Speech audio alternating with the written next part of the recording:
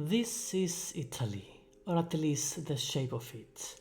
One of the most recognizable country shapes. But what if we add a bit of France in it, and a touch of Switzerland, and every other country? What is the average shape of all the countries in the world? First of all, we need to select the shapes. I use GAINTM.org to download the outlines for every country, so if there are any disputes over borders, don't blame me. Also, I only consider the 193 UN member states. Sorry, Cook Islands. So now we are ready to proceed. But wait a minute, there are some problematic countries. The United States, for example, I can't use it like this. Alaska and Hawaii are not in scale and not in the right place.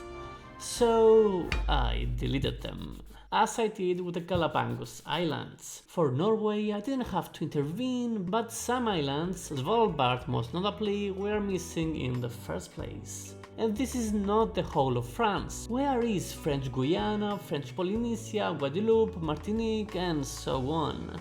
Well, some countries do have overseas territories thousands of miles away from the mainland, but for the purpose of this video, we have to ignore them. Alright, what's next?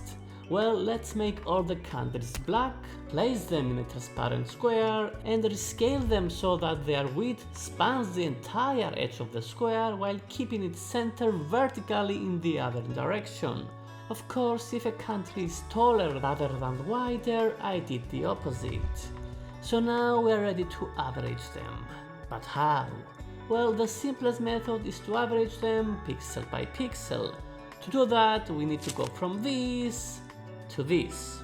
What's the difference? Well, the left image is completely black, meaning every pixel has an RGB value of 000, while the right image is a very dark shade of grey with an RGB value of 111. Why is this important? Well, if we try to add pixels from two completely black images, we will still get black.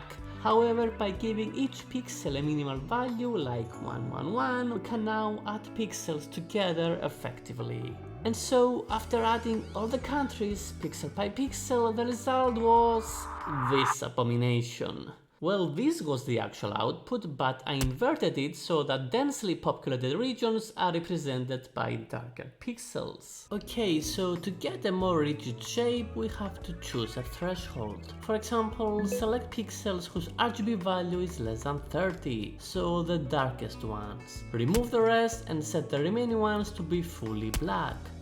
Actually, this kinda looks like Germany, a fatter Germany.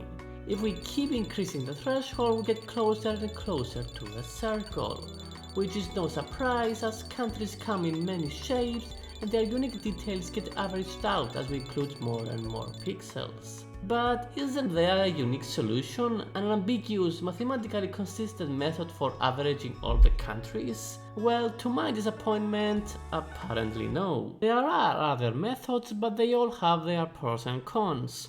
So let's stick with this one. And since averaging all the countries results to a blob, let's do it continent by continent. Europe and Asia have a lot of countries with various shapes, so we still get a pair of blobs. But although Africa has the most countries, they tend to rotate towards the right. South American countries, on the other hand, tend to lean towards the left. North America also has a left-hand side tendency, although we get less rigid shapes. We can blame the Caribbean islands and Canada for that. And finally, Oceania looks like someone has splashed paint over a canvas. Until of course we get a drunk Australia.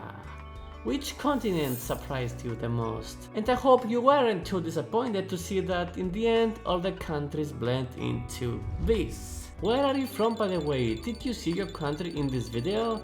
Let me know in the comments. See you next time.